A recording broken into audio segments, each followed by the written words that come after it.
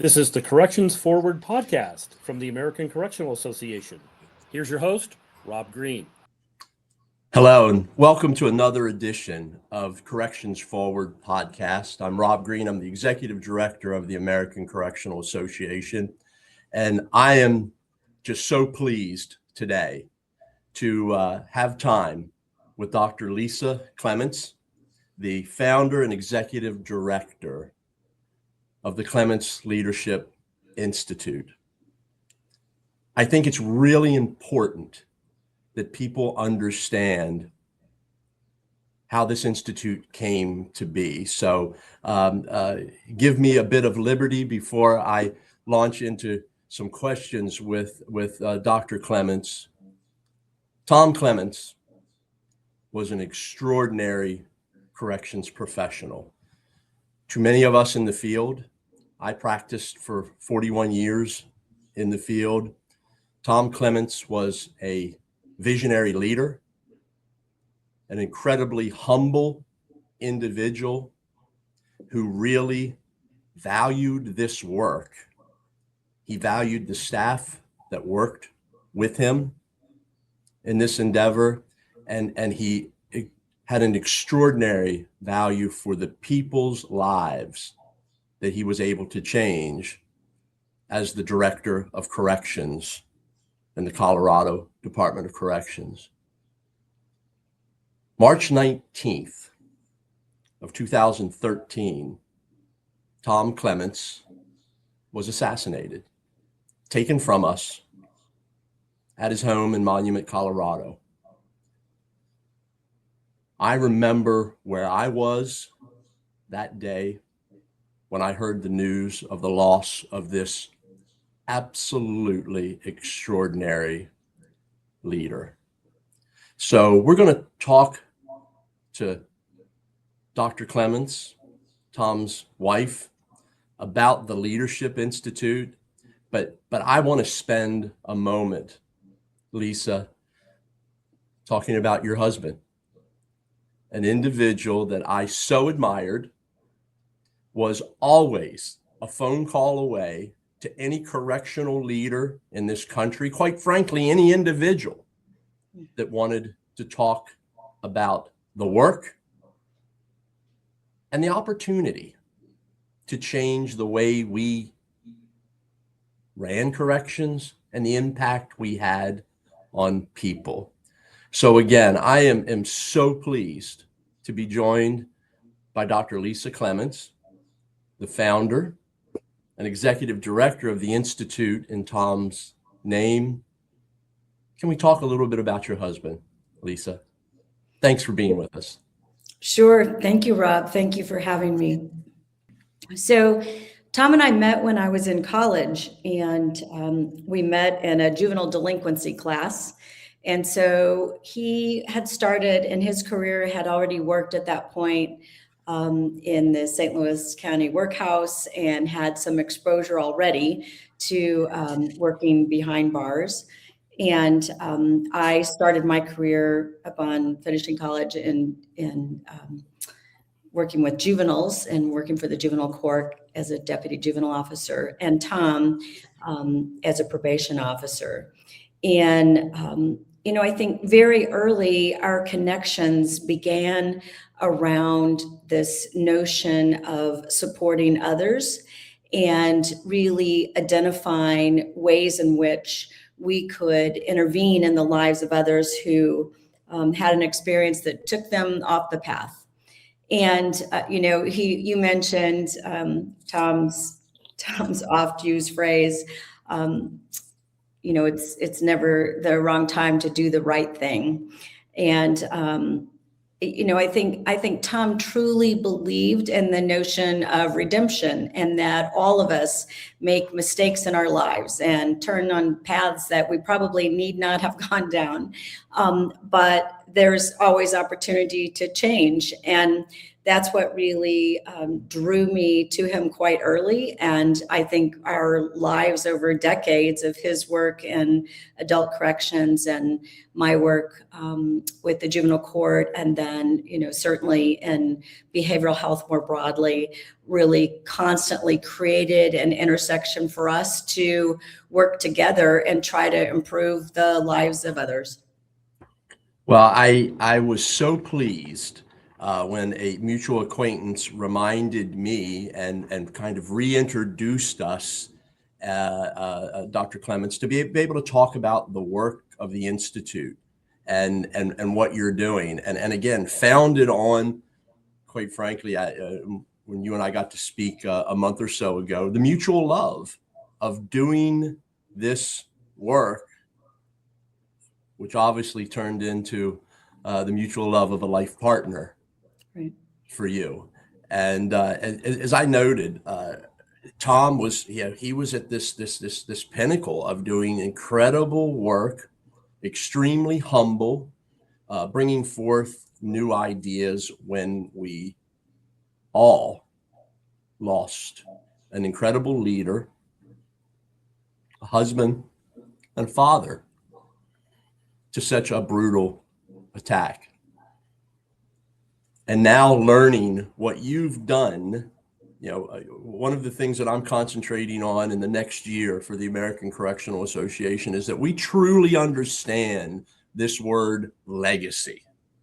Legacy leaders, legacy individuals who've created something that has outlasted time, who has created theories, ideas, and change that many sitting in the chairs today didn't have the opportunity to know Tom, but you've made sure through the Clements Leadership Institute that legacy does continue. And when I think of true legacies in the field of corrections, I can think of few better examples than this example of Tom Clements, his life, what he stood for, and now the work you're doing in the Institute. So can you tell us a little bit now as we move forward, what was the genesis for you and your children in starting the Institute? What was the idea and where did you want it to go? Sure. So Rob, in order to talk about beginning the Institute, I have to step back in time just a moment. And on March the 19th, the assassination of Tom in our home,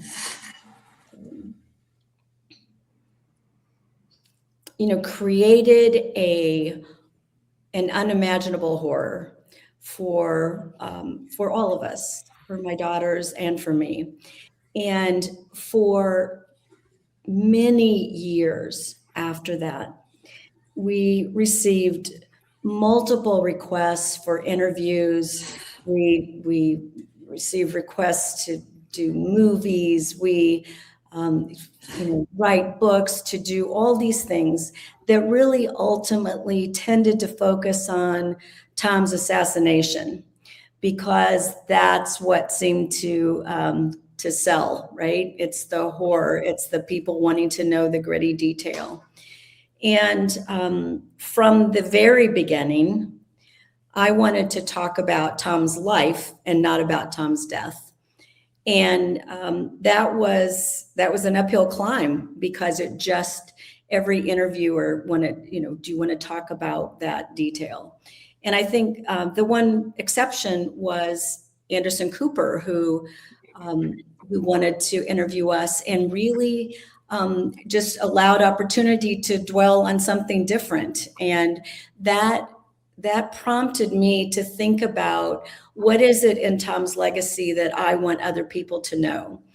And it's always the right time to do the right thing, I think, was a part of his story that took us certainly throughout my history with him. And the girls will tell you today, my daughters will tell you today, that hearing that from their dad, there was just always a little space for forgiveness. However outrageous they might have been at any given point in time, and they weren't that outrageous, but there was just always an opportunity to turn things around. And so I wanted to share that legacy. Tom was not a person who pursued positions so that he could seem important or that he could tell others the way it was, but he pursued opportunities to create change.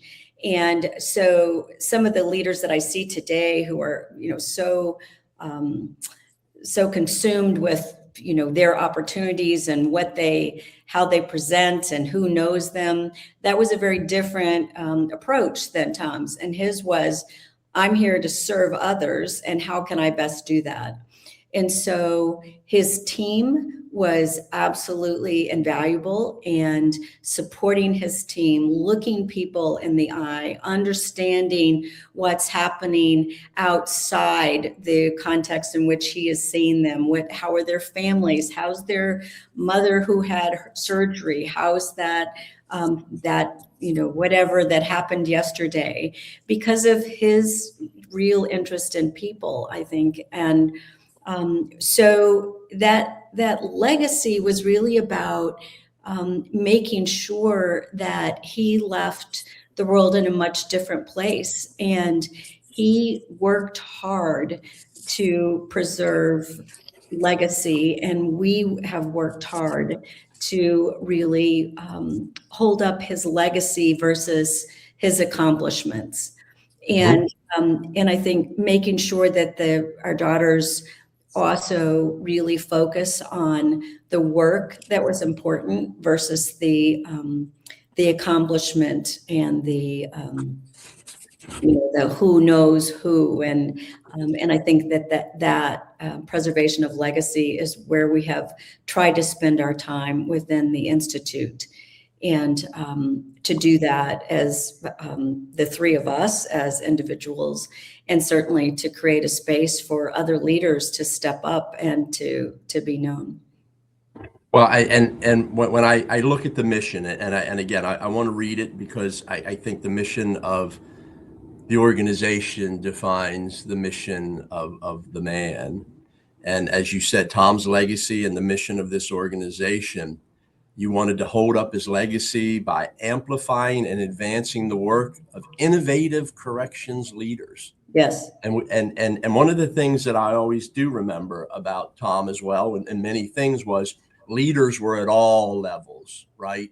It was the institutional leader. It was the director. It was the leader of a unit, the leader of a shift. One of my mentors, Art Wallenstein, an individual that I give full credit to the development of my career and really understanding, when he would say, "This is a guy you gotta watch, Robert." And I always knew Art was serious when he called me Robert and not Rob. You're championing some of the best practices around the country. And let me be clear to our listeners. This was not all about warm and fuzzy with Tom. He was an incredible storyteller. He believed in strong and principled leadership. He's also data driven, right? Very much so. Data and outcome driven. It was using these strong values of the Institute, principled leadership, nonpartisan engagement, a respect for human dignity, collaboration, being data driven, but it allowed things like redemption and positive storytelling to build, and then showing the impact of the difference it made inside institutions, facilities, in the lives of others, and reducing violence and creating opportunity for success. Tom was recidivism abolishing focus, that he believed there were other ways in which we can help people succeed outside the walls. And then as today, we're recognizing that 92 to 95% of the individuals that we touch with inside a correctional environment, be it jails, community corrections, state prisons, individuals that are returning to our communities, the streets of our communities and our neighborhoods. And he had a strong focus on that impact. Yes. Tell me about where the Institute is today and what you're doing and what we as corrections leaders, organizations, and associations can do to make sure the legacy of this work is in front of people, it's heard and it's understood. And I know we're starting today with this podcast and the work that you're doing, but tell us what we can do to help. What interests you in the Institute? Great. So I think most importantly, the Institute is not about the Clements family. Mm-hmm. We are really trying to identify leaders and innovators, and we're trying to get the word out. So I think so very often we come across a leader and we are impressed with accomplishments and we like what they have to say. And then we keep walking the path, and then we come across another leader and we like what they have to say. What we're trying to do within the Institute is to identify innovators across the country and really to hold them up to say, look at what's happening. You know, you and I were reintroduced by Director Annette Chambers-Smith. Yes. And we got well acquainted with Annette when we did a site visit. And then we returned and we filmed Behind Bars in an interview with her and with me and a number of young men who were participating in a unit that was really changing lives. And that's the kind of work we want to do more of. We want to raise people up, identify work that is innovative, that's changing the way corrections happens behind bars with the end in mind. We want people constantly focusing on what am I doing to support this individual in getting on with their life. They're not going to be behind bars forever. And how can I support them as they leave and they get on with their lives? What does that look like? Do they have a work? Do they have employment skills? Do they have education? Do they have appropriate behavioral health treatment? And so every time we can identify a leader across the country, we try to go see that program to understand what works. We try to look at their data. And, you know, we're not a for-profit company. The only benefit to us is that we get to see lives change, and we love that. So we want to hear what's going on behind the scenes. We want to understand the program. We want to understand what works and what was hard and what others could do to tackle the same issues. And then we want to share that story with others. And so when we identify a site, we ask to see their program policy, their data, so that we can better understand it. We're not auditors. We're not accrediting bodies. We don't go in so that we can find out what people are doing wrong. We want to hear the nitty gritty because we want to be able to share with others, hey, you're not going to believe what's happening in Ohio, in Maine, in Arizona. And we want to put them in touch with other leaders who are struggling and saying, you know, I cannot seem to get past this issue. I've tried to do this. We've looked at it several different ways. Is anybody else in the country facing this? And I know these directors communicate with one another when they have meetings and conferences, but I also totally understand the day-to-day grueling pace that they are working in. And it's very difficult to step back and say, let's just pause for a minute. Let's learn from somebody else who already tackled this, so we aren't starting from ground zero. So every time we can identify an innovator, we tell others about it. We go and visit when we can. We try to get others to go and visit, and we just try to share. We are pulling together summaries so that we can post those on our website eventually, and then others can see what those sites look like and see write-ups and really begin to have a much condensed something to look at before they identify which state they want to go see. And so we're just getting started, but boy, watch out, because we're coming. Well, I can assure you that the American Correctional Association stands ready, like many of the other associations and departments and people that admire this work, to help you tell the story. One of the things that we were an early adopter of in my tenure here at the American Correctional Association in the last 3 years is really the focus on the story of us. Yes. And the story of us is the story of modern corrections, professional corrections, the work that's being done, and its impact, quite frankly, globally. And while we're talking about the United States, but you've gotten recognition, and people are watching what you are doing in the continuation of the legacy globally. And I think it's also important to note, when I think back of tidbits of hearing Tom talk about his legacy and talk about the things that were really important that he was working on, he also knew that quality programs were good security.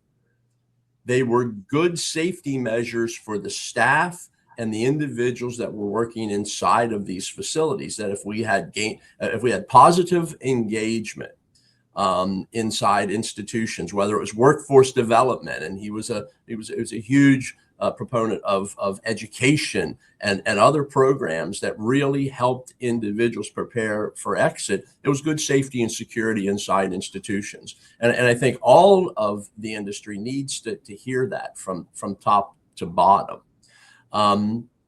Innovation.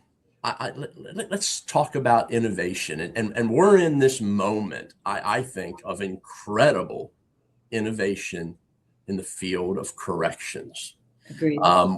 Last week, I had the opportunity to talk to Steve Harp, former director of the Oklahoma Department of Corrections, and he was an early adopter, as many of our leaders are around the country, on AI, artificial intelligence, and its impact, and what that innovation means to the field. What do you think Tom would be saying now around this efficiency that AI and other innovations around technology are bringing to the field, if you could channel him? Wow, there's a tough one, Rob. That wasn't on the list of questions. It just came to me, and I think Tom would say, "I want to see the data." He was not a person who adopted the most popular latest thing we've heard about doing. Hey, try this and this will work, without understanding what its impact was on the individual.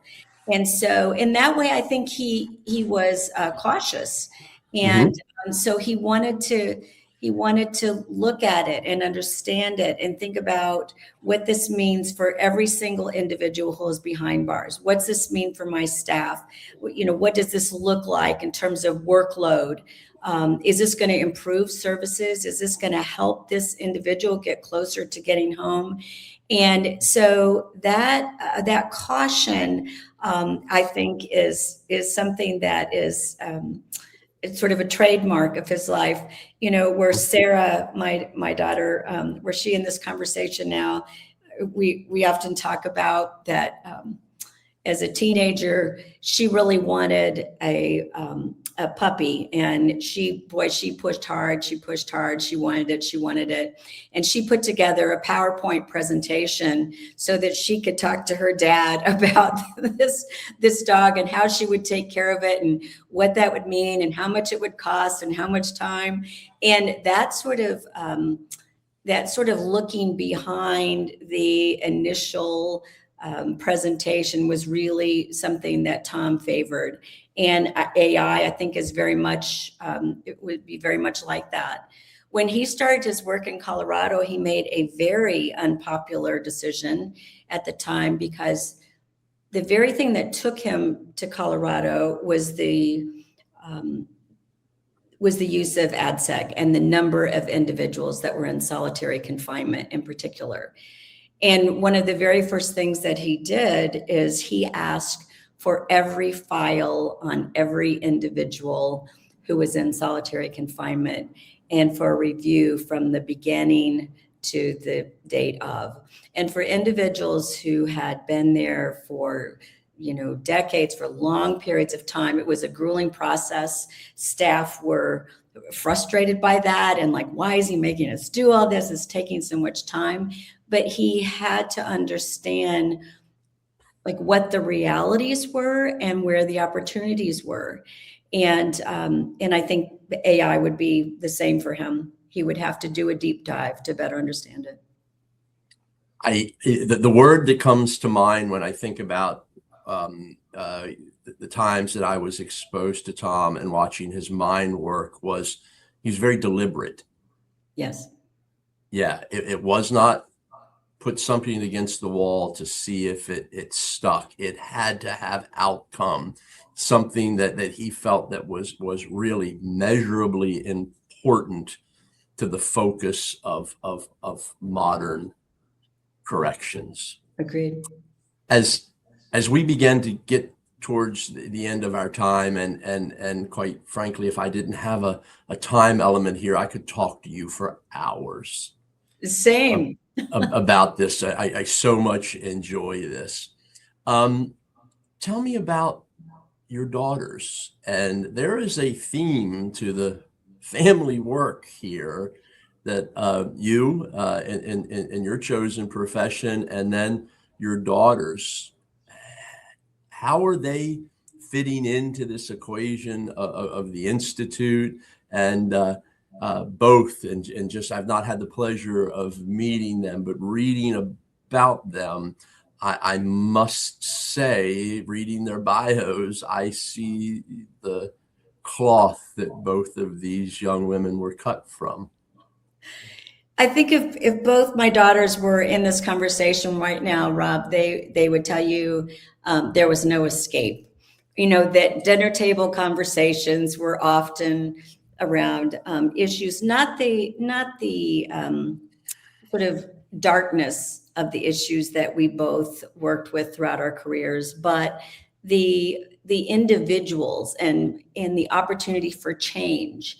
And so I think for my older daughter, who is in marketing now, Rachel, she really, worked for many years in my chosen field in behavioral health, and brought up mental health first aid in Colorado, and was particularly interested in training law enforcement and what a useful tool mental health first aid was for individuals in law enforcement who ended up interacting with someone with, severe behavioral health challenges.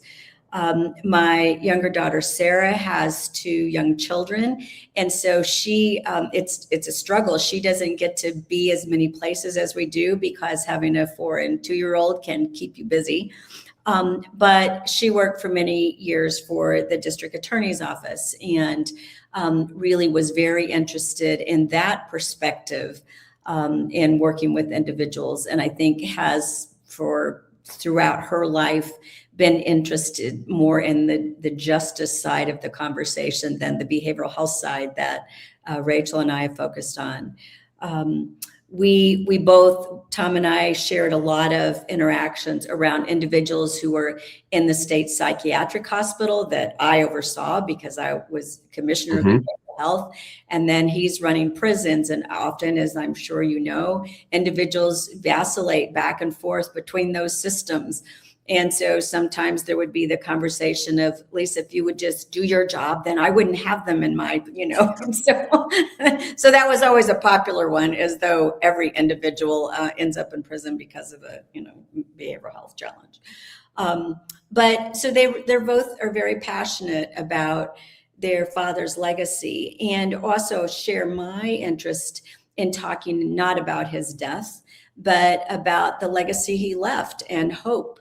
And his international work, particularly when it was not particularly popular to talk about reducing administrative segregation and or solitary confinement, became an international conversation that was very, very exciting and frankly different at that time. Now, Mhm. much more talked about, and that we have standards, and it's I think much more broadly discussed.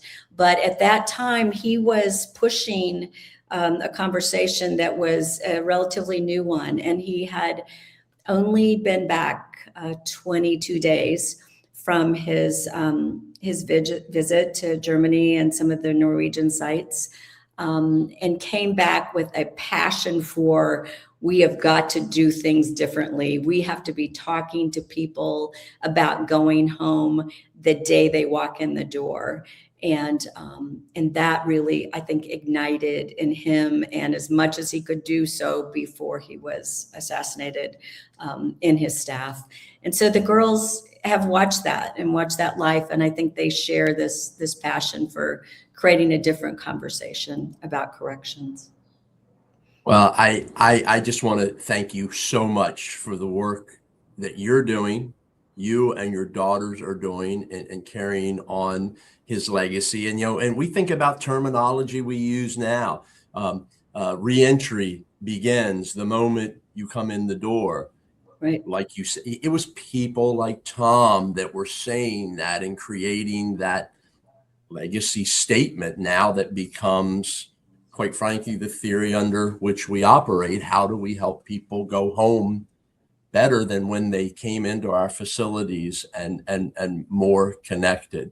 I'm especially proud of our colleagues at the Correctional Leaders Association, who named one of their milestone awards, the Clements Award, that they give to an outstanding correctional leader across the United States. I hope out of our time together today, and I'm going to speak to our listeners now, that if you didn't know, now you know where some of this started and where it came from, and who some of the legacy leaders are that have created the space to do the work that we do now, this amazing, noble work of professional corrections across the United States and around the world. I would challenge you to read some of the many articles and ideas that legacy leaders like Tom Clements brought forward to this profession. These are individuals that built solid ground and ideas and theories on which the occupation grew. So to truly understand where we're headed, we need only look to some of the individuals that had that binocular vision, that opportunity to see a better tomorrow by looking at what we could do today. You have made my day. I've enjoyed talking to you, learning more about you, your family, your commitment to the legacy. And I assure you, there are people that are going to watch this podcast that are going to want to know a bit more about Tom Clements, and his work will live on for a very, very long time. I want to thank you on behalf of the American Correctional Association, but every individual that dons a uniform, or a social worker, or a nurse, or a food service professional, or the maintenance individuals that keep these facilities running, because Tom cared about every single one of them. He didn't overlook any occupation. He didn't overlook any discipline. I want to thank you for that work. And I really look forward to the future and working with you. And hopefully you and I will continue to have the opportunity to tell more stories about our friend. I wish you the best of luck in all that you do, and your corrections family is here to continue to support that work. Thank you for joining us, Dr. Clements. Thank you, Rob, for the opportunity.